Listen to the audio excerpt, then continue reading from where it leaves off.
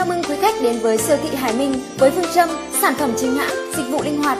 Siêu thị Hải Minh luôn mang đến cho quý khách các sản phẩm chính hãng với giá tốt nhất và đảm bảo giao hàng tận nơi. Để biết thêm thông tin chi tiết, xin mời quý khách truy cập website siêu thị Hải Minh.